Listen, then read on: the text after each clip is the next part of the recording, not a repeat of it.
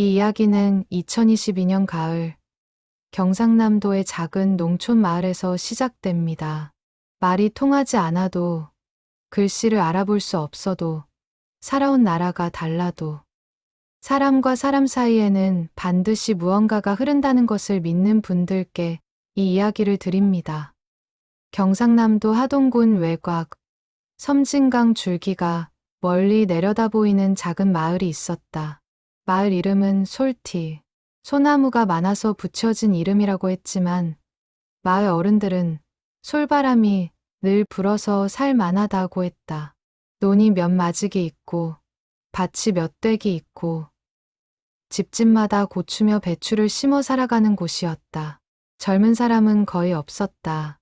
있어도 주말에만 잠깐 들르는 자식들이 전부였고 평일 낮 마을을 걸으면 개 짖는 소리와 경운기 소리만 들렸다. 그 마을 한편에 윤말래 할머니가 살고 있었다. 올해 78, 농사일로 굵어진 손마디의 허리는 조금 굽었지만 눈빛만은 여전히 또렷했다. 남편은 10년 전 먼저 세상을 떠났고 두 아들은 부산과 서울에서 각각 살고 있었다. 가끔 전화가 오고 명절에는 찾아오지만 그 외의 날들, 그러니까 1년의 대부분은 할머니 혼자였다. 아침에 일어나 혼자 밥을 짓고 혼자 밭에 나가고 혼자 밥을 먹고 혼자 저녁을 맞이하는 것. 그것이 윤말래 할머니의 하루였다. 2022년 9월 초 마을 어귀에 낯선 얼굴이 나타났다. 인근 농산물 가공 공장에서 일하는 외국인 노동자였다. 베트남에서 온 25살 청년. 이름은 응웬 반탄. 현지 발음으로는 탄이라고 불렸다. 공장 기숙사가 마을 입구 쪽에 있었는데 탄은 퇴근 후 마을 길을 산책하는 버릇이 있었다. 도시에서 자란 청년이었지만 베트남 고향 마을도 이런 논밭 냄새가 났다고 했다. 그 냄새가 그리워서였는지 퇴근하면 기숙사 대신 마을 안쪽으로 걸어 들어오곤 했다. 처음 할머니와 탄이 마주친 건 그해 9월 중순 저녁 무렵이었다. 할머니가 밭에서 고추를 따다가 바구니를 떨어뜨렸다. 고추가 밭두렁 아래로 우르르 굴렀다. 허리가 아픈 할머니가 쭈그려 앉아 하나씩 줍고 있을 때 옆을 지나던 탄이 멈칫하더니 쪼그려 앉아 함께 줍기 시작했다. 할머니는 처음엔 놀랐다. 낯선 얼굴, 낯선 생김새. 누구냐? 하고 물었지만 탄은 알아듣지 못했다. 탄도 안녕하세요. 외에는 한국말을 거의 몰랐다. 두 사람은 한마디도 나누지 못한 채 고추를 다 주었다.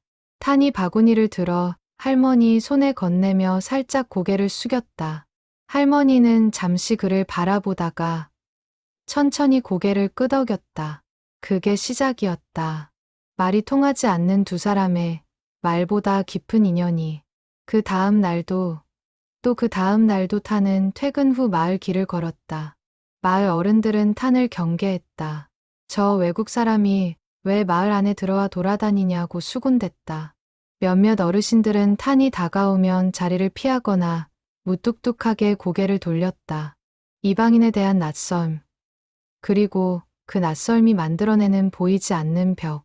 탄은 그것을 느끼면서도 마을 길 걷기를 멈추지 않았다. 그러던 어느 날 저녁, 할머니 집 앞을 지나가던 타는 걸음을 멈추었다. 마당에서 할머니가 혼자 장작을 패고 있었다. 나이에 비해 제법 씩씩하게 도끼를 들어 올렸지만 내려치는 힘이 부족해서 장작이 반만 쪼개지고 있었다. 할머니는 그것을 다시 세우고 또 내려치고 또 반만 쪼개지는 걸 반복하고 있었다. 타는 잠시 망설이다 마당 안으로 들어갔다. 저 도와드릴까요?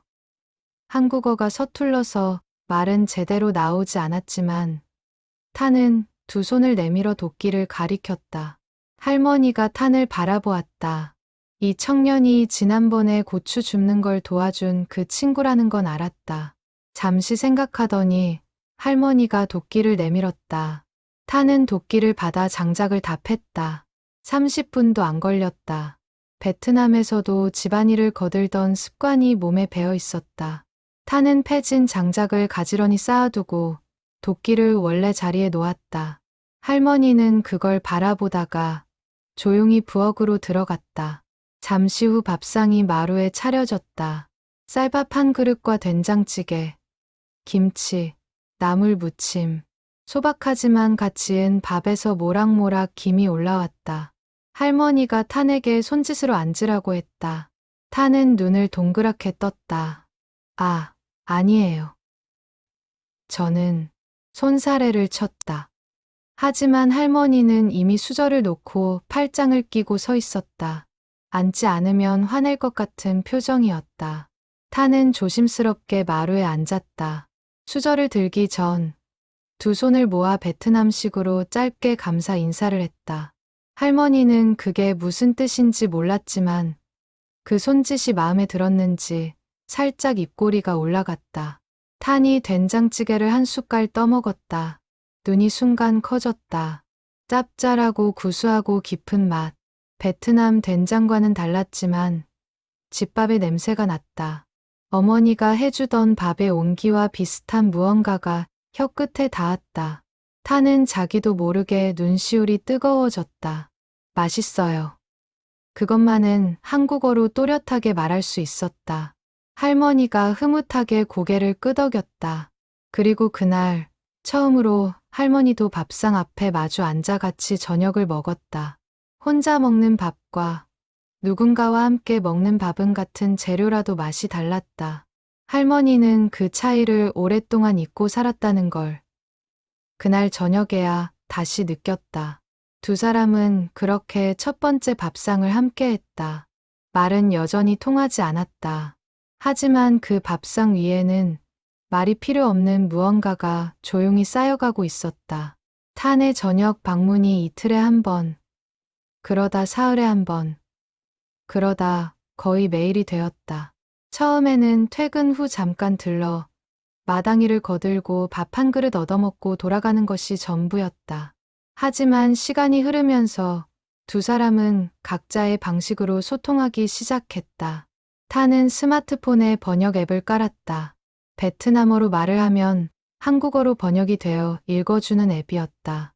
그런데 시골 어르신에게 스마트폰 화면, 글씨는 너무 작았고 기계 목소리로 나오는 말은 어색하고 어려웠다. 타는 그것을 깨닫고 번역기 대신 다른 방법을 쓰기 시작했다. 그림이었다. 조그만 수첩을 하나 사서 하고 싶은 말을 그림으로 그렸다. 배고프냐고 묻고 싶을 땐 밥그릇을 그렸고 무거운 거 들어드릴까요? 라고 할 땐 큰 짐을 든 작은 사람을 그렸고 오늘 날씨가 좋다고 할 땐 동그란 애를 그렸다. 할머니는 그 그림을 보고 처음엔 이게 뭐냐며 고개를 갸웃했지만 금세 알아차리고는 피식 웃었다. 그리고 할머니도 답을 그림으로 돌려주기 시작했다. 손이 굳어 삐뚤빼뚤했지만 할머니가 그린 그림에는 분명한 뜻이 있었다. 밥그릇에 수저가 2개 꽂혀 있으면 오늘도 같이 먹자는 뜻이었고 꽃 한 송이를 그려서 건네면 오늘 마당에 꽃이 피었으니 와서 보라는 뜻이었다. 마을 사람들은 그 모습을 처음엔 이상하게 봤다. 할머니가 저 외국 사람이랑 무슨 말을 저리 나누냐고 수군거렸다. 몇몇은 걱정스러운 얼굴로 혹시 나쁜 사람 아니냐고 물어왔다. 할머니는 그때마다 짧게 대꾸했다. 나쁜 사람이 남 밥 얻어먹고 감사하다고 절을 허나. 그 말에는 반론이 없었다. 탄 역시 같은 공장 베트남 동료들에게 할머니 이야기를 했다. 처음에 동료들은 왜 굳이 피곤하게 남의 집 일을 돕냐고 했다. 그러나 탄은 설명하기 어려운 감정을 갖고 있었다. 고향에 두고 온 할머니와 비슷한 나이, 비슷한 허리 굽은 모습, 혼자 밥을 먹는 등 그것이 탄의 마음에 무언가를 건드렸던 것이다. 베트남에는 어르신의 밥상 앞에서는 절을 하고 앉아라 하는 말이 있다. 어른에 대한 공경이 삶의 뿌리에 새겨진 민족이었다. 탄에게 윤말레 할머니는 낯선 나라의 낯선 마을에서 처음으로 집처럼 느껴지는 사람이었다. 할머니에게 타는 오랫동안 빈자리로 두었던 누군가의 자리를 소리 없이 채워주는 청년이었다. 한 달이 지나자 타는 할머니 집 마당에 있는 수도꼭지가 헐거운 것을 발견하고 공장 동료에게 연장을 빌려 고쳐놓았다. 2달이 지나자 지붕 처마 끝에 떨어진 기왓장을 사다리를 놓고 올라가 제자리에 얹어놓았다. 3달이 지나자 할머니가 즐겨 먹는 고구마를 삶아 도시락에 싸서 들고 오기 시작했다. 할머니도 달라졌다. 탄이 오는 날엔 아침부터 국을 끓였다. 탄이 된장찌개보다 콩나물국을 더 좋아한다는 것을 국그릇을 눈으로 보며 알게 된 할머니는 탄이 오는 날에는 꼭 콩나물국을 끓였다. 그리고 탄이 앉는 마루 자리에 방석을 깔아두기 시작했다. 말은 여전히 거의 통하지 않았다.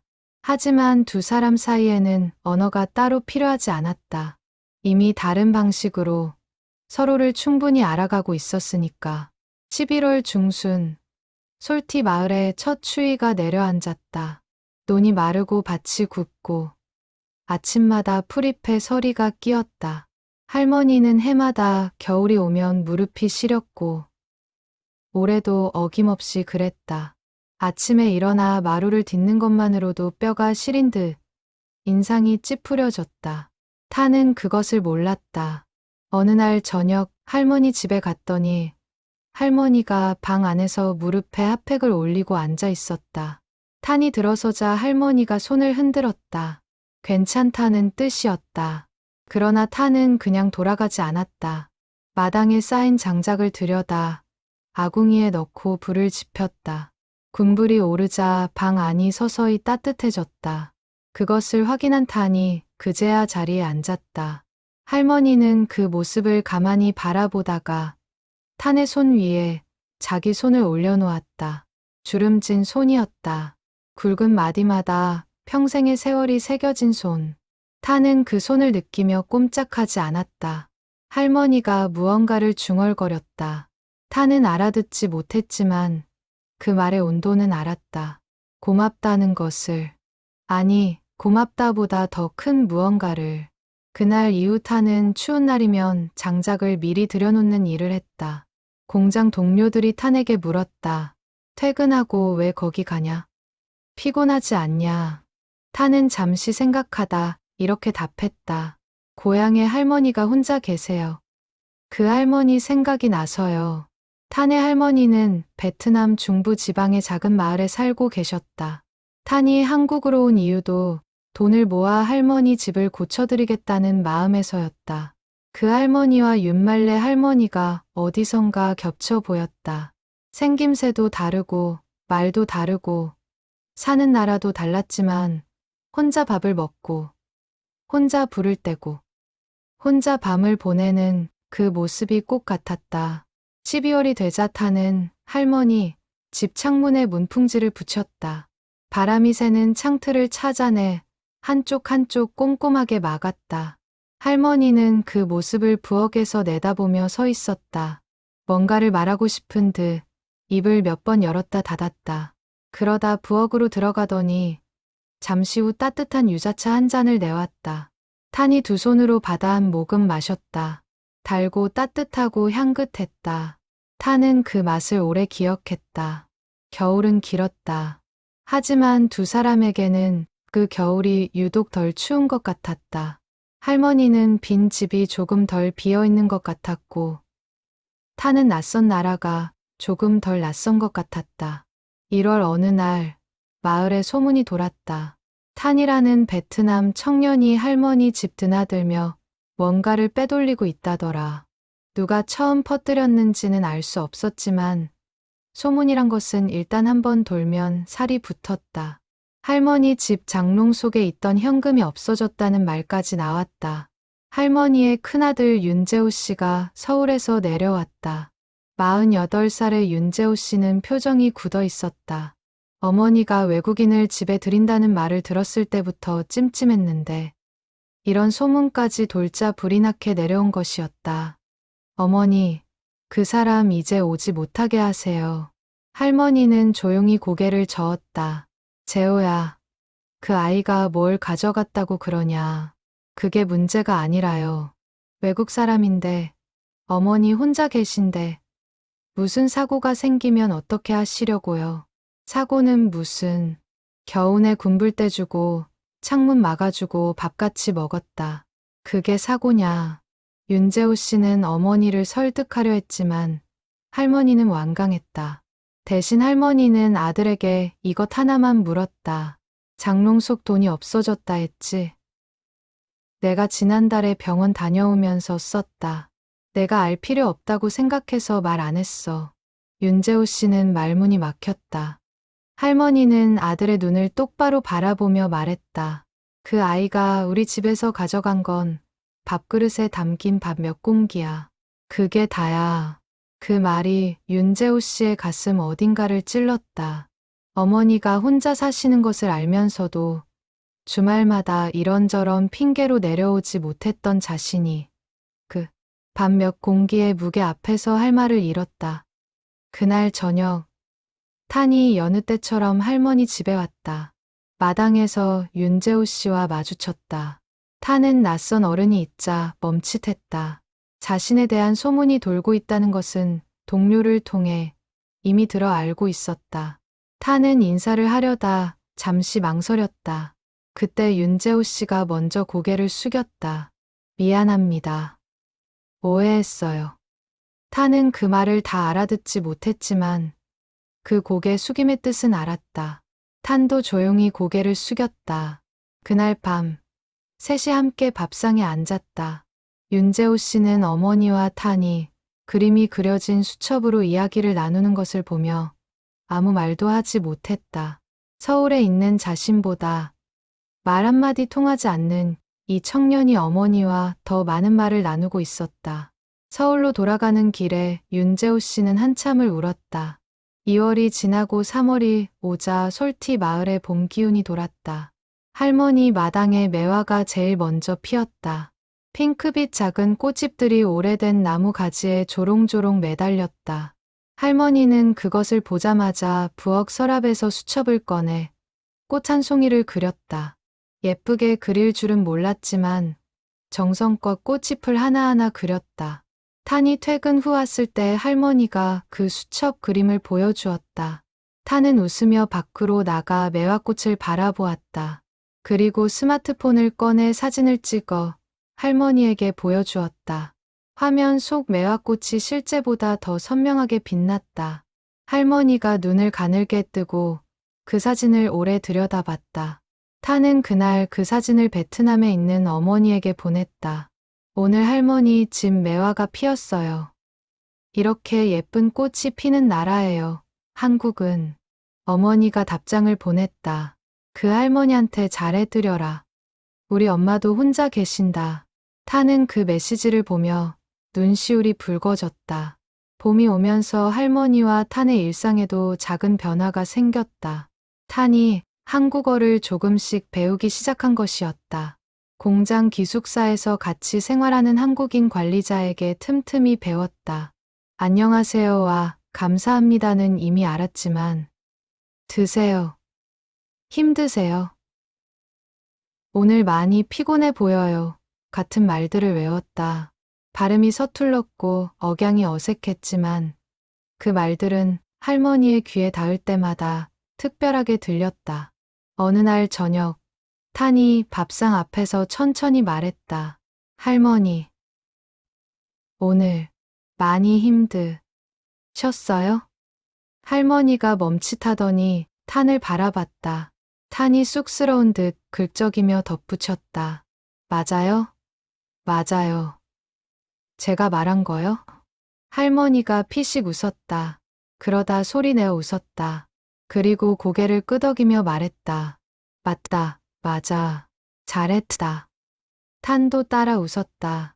그날의 그 웃음소리가 할머니 집 마루를 오래도록 채웠다. 할머니도 베트남어를 한 마디씩 외우기 시작했다. 탄이 수첩에 한글로 발음을 적어주었다. 처음 배운 말은 씀이었다. 까먼. 고맙다는 말이었다. 할머니가 그것을 소리 내어 읽을 때마다 탄이 웃으며 박수를 쳤고 할머니도 멋쩍어하며 웃었다. 봄날의 할머니 집 마루는 그렇게 두 개의 언어가 서툴게 섞이는 유일한 공간이 되었다. 7월이 되자 탄에게 어려운 시간이 찾아왔다. 공장에서 초과 근무가 늘었다. 성수기 물량이 밀려오면서 탄을 포함한 외국인 노동자들은 주말도 없이 일해야 했다. 퇴근은 늦어졌고 몸은 지쳤다. 일주일에 두세 번 가던 할머니 집 방문이 열흘에 한 번, 보름에 한 번으로 줄었다. 할머니는 기다렸다. 아무 말도 하지 않았지만 기다렸다. 저녁 때 마루에 나와 앉아 마을 어귀 쪽을 가끔 바라봤다. 탄이 오던 방향이었다. 수첩을 꺼내 그림을 그려보다가 덮어두기도 했다. 탄이 오면 주려고 삶아놓은 고구마가 식어서 굳어가도 상 위에 그대로 두었다. 그러던 어느 밤, 탄이 찾아왔다. 밤 10시가 넘은 시각이었다. 할머니는 자려고 누웠다가 인기척에 일어나 마루로 나왔다. 탄이 마당에 서 있었다. 얼굴이 많이 지쳐 보였다. 땀을 닦지 않은 채 퇴근하면서 바로 온 것이 분명했다. 탄이 입을 열었다. 서툰 한국어와 베트남어가 섞인 채로 할머니, 나 못 와서 미안해요. 일이 많아서 걱정했어요. 할머니를요. 할머니는 잠시 탄을 바라보다가 손을 들었다. 탄의 이마를 손바닥으로 가볍게 두드렸다. 나무라듯이. 하지만 따뜻하게. 그러고는 부엌으로 들어갔다. 굳은 고구마를 꺼내 전자레인지에 데웠다. 두 그릇에 담아 하나는 탄 앞에 놓고 하나는 자기 앞에 놓았다. 먹어. 탄이 고구마를 받아들었다. 따뜻하고 달았다. 목이 잠깐 메었다. 그의 여름은 유난히 더웠다. 하지만 두 사람 사이에 흐른 것은 더위가 아니라 기다림과 안도의 온도였다. 말로 설명하기 어려운, 그러나 분명하게 존재하는 무언가의 온도. 8월 말, 탄은 베트남에서 어머니가 전화를 걸어왔다는 소식을 들었다. 탄의 고향 할머니, 친할머니가 많이 편찮으시다고 했다. 탄은 그 말에 밤새 잠을 못 이루었다. 다음 날 윤말래 할머니 집에 가서 탄은 처음으로 울었다. 서툰 말로, 그림으로, 손짓으로 할머니에게 설명하려 했지만 쉽지 않았다. 탄이 눈물을 보이자 할머니가 먼저 알아챘다. 할머니는 탄의 등을 천천히 두드렸다. 말 한마디 하지 않았지만 그 손이 모든 것을 말하고 있었다. 괜찮아. 다 괜찮아. 탄은 그 손등의 따스함에 기대어 한참을 울었다. 10월 초, 할머니가 몸살을 앓았다. 처음에는 감기려니 했다. 이틀이 지나도 나아지지 않자 탄이 걱정되어 공장 한국인 관리자에게 부탁해 할머니 집에 함께 갔다. 체온을 재보니 열이 꽤 있었다. 병원에 가야 한다고 했지만 할머니는 손사래를 쳤다. 늙으면 다 이래. 며칠 누워 있으면 나아. 탄은 그 말을 그냥 듣지 않았다. 윤재호 씨에게 메시지를 보냈다. 처음에는 어색했다. 지난번 오해 이후로 윤재호 씨와 탄은 몇 번 짧은 메시지를 주고받은 게 전부였다. 탄은 번역 앱으로 문장을 만들어 보냈다. 어머니 열이 높습니다. 병원 가셔야 할 것 같습니다. 윤재호 씨가 그날 저녁 바로 내려왔다. 다음 날 아침 어머니를 병원에 모시고 갔다. 검사 결과 폐렴 초기였다. 조기에 발견해서 항생제 치료로 충분하다는 진단이 나왔다. 윤재호 씨가 탄에게 전화를 걸었다. 탄 씨, 어머니 덕분에 일찍 잡았어요. 고마워요. 탄은 그 말에 아니에요 라고만 짧게 답했다. 할머니는 2주 치료 후 집으로 돌아왔다. 돌아온 날, 탄이 저녁에 왔다. 마루에 앉아 할머니를 보니 얼굴에 핏기가 돌아와 있었다. 탄이 안도의 한숨을 내쉬었다. 할머니가 말했다. 이번엔 베트남어로, 탄에게 배운 단어로, 발음이 여전히 서툴렀다. 하지만 그 말에는 무게가 실려 있었다. 타는 눈을 들어 할머니를 바라봤다. 할머니가 조용히 웃고 있었다. 주름이 깊은 눈 주위가 더 깊어지는 마음에서 우러나오는 웃음이었다. 탄도 웃었다. 10월의 저녁바람이 마루를 지나쳤다. 할머니 집 마당의 감나무에 감이 주렁주렁 달려 있었다. 붉게 익어가는 감들이 이 계절이 얼마 남지 않았다는 것을 말해주고 있었다. 그러나 그때는 아무도 그것이 마지막 가을이라는 것을 알지 못했다. 11월 어느 날 새벽, 탄의 스마트폰이 울렸다.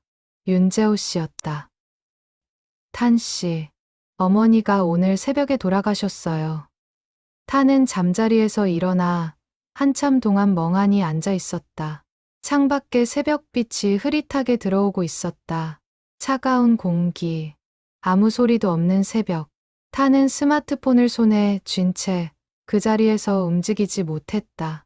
어느 순간부터 눈물이 흘렀다. 소리 없이 멈추지 않고 흘렀다. 탄은 그날 아침 일찍 윤말래 할머니 집으로 갔다. 마을 어귀에서부터 조등이 보였다. 마을 사람들이 하나둘 모여 있었다. 탄이 들어서자 몇몇이 돌아봤다. 탄은 빈소 앞에 섰다. 할머니의 영정 사진이 환하게 웃고 있었다. 탄은 그 사진 앞에 무릎을 꿇었다. 베트남에서 어른의 제사상 앞에서 하듯 두 손을 모아 이마에 닿을 때까지 깊이 절을 했다. 절을 하면서 탄은 울었다. 소리를 내어 울었다. 주변 마을 사람들이 그 모습을 보았다. 누군가 조용히 눈을 닦았다. 가장 오래 소문을 퍼뜨렸던 동네 어른도 그날만큼은 아무 말도 하지 않았다. 윤재호 씨가 다가와 탄의 어깨에 손을 얹었다. 말이 없어도 그것으로 충분했다. 3일간의 장례가 시작되었다. 탄은 그 사흘 동안 빠지지 않고 빈소를 지켰다. 공장의 사정을 말하고 며칠 휴가를 냈다. 마을 사람들 틈에 앉아 상복 대신 검은 옷을 입고 조용히 앉아 있었다. 누군가 음식을 권하면 먹고 잔심부름이 있으면 달려갔다. 말은 통하지 않아도 몸은 그 자리에 있었다. 탄은 매일 밤 베트남에 있는 어머니에게 전화를 했다. 어머니, 우리 할머니가 돌아가셨어요. 그 말에서 우리가 자연스럽게 나왔다. 탄은 그것을 말하고 나서 처음으로 알아챘다. 자신이 언제부터 윤말래 할머니를 우리 할머니라고 생각하고 있었는지를. 어머니가 말했다. 그 할머니 가시는 길에 기도 드려라. 탄은 그날 밤 자기 방에서 베트남식으로 두 손을 모아 오래도록 기도를 드렸다. 장례 다음 날 솔티 마을에 작은 버스 한 대가 들어왔다. 마을 사람들이 처음에는 무슨 차인가 했다. 버스에서 사람들이 내렸다. 10명, 20명, 그리고 30명. 아이도 있고 어른도 있고 머리가 희끗한 노인도 있었다. 모두 검은 옷을 입고 있었고 한 손에는 하얀 국화꽃을 들고 있었다. 베트남 사람들이었다. 탄의 가족이었다. 탄이 마지막으로 전화를 하면서 어머니에게 말했었다. 우리 할머니 가셨다고요. 베트남 가족 대신 아무도 없어요. 그 말을 듣고 탄의 어머니가 가족들에게 연락을 돌렸다. 탄의 부모, 형제, 사촌, 친척들이 모였다. 비행기를 알아보고 돈을 모았다. 탄이 말리기도 전에 일이 진행되었다. 우리 탄이 가족처럼 여긴 분이면 우리도 가족인 거야. 탄의 어머니가 한 말이었다. 30명의 베트남 가족이 하얀 국화를 들고 빈소 앞에 섰다. 탄의 어머니가 앞에 섰다. 한국어를 전혀 몰랐지만 영정사진 앞에 무릎을 꿇었다. 두 손을 모아 이마에 닿도록 깊이 절을 했다. 나머지 가족들이 차례로 따라했다. 30개의 국화가 영정 앞에 놓였다. 마을 사람들이 그 광경을 보았다. 처음엔 어리둥절한 얼굴이었다. 그러다 한 명씩, 두 명씩 눈시울이 붉어지기 시작했다. 윤재호 씨는 한동안 아무 말도 못했다. 그는 어머니 빈소 앞에 서서 30명의 베트남 가족이 절하는 것을 보았다.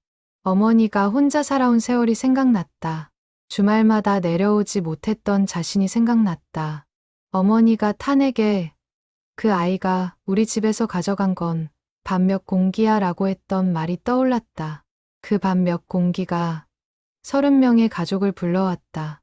윤재호 씨의 눈에서 눈물이 떨어졌다. 탄의 어머니가 윤재호 씨에게 다가왔다.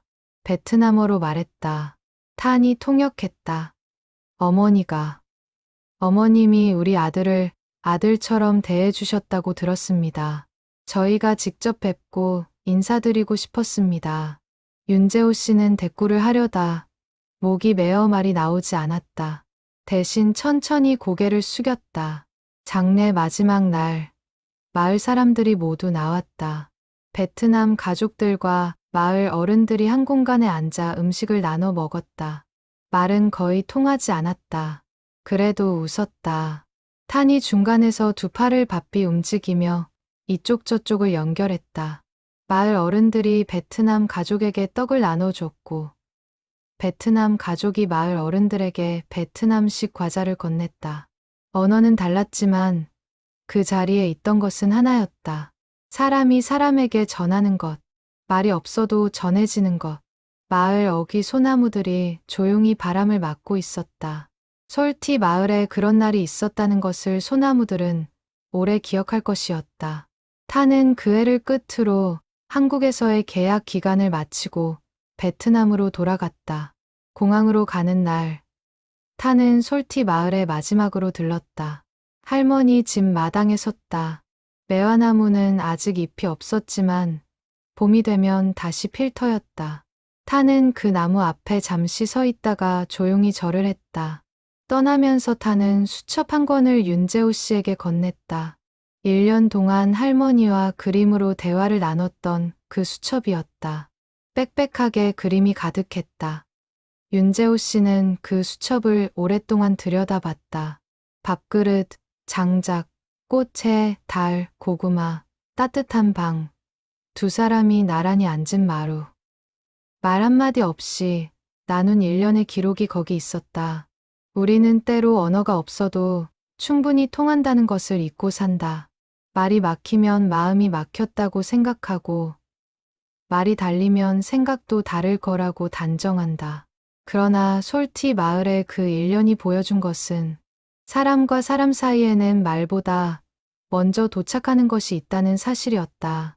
따뜻한 밥 한 그릇, 군불 하나, 이마에 닿는 손, 문풍지 한 장, 그리고 삐뚤빼뚤 그린 꽃 한 송이. 그것들이 쌓여 30명의 가족을 한국의 작은 시골 마을로 불렀다. 윤말래 할머니는 아마 그 마지막 계절에 충분히 따뜻했을 것이다. 말이 통하지 않아도, 나라가 달라도, 살아온 세월이 달라도 마음은 통했다.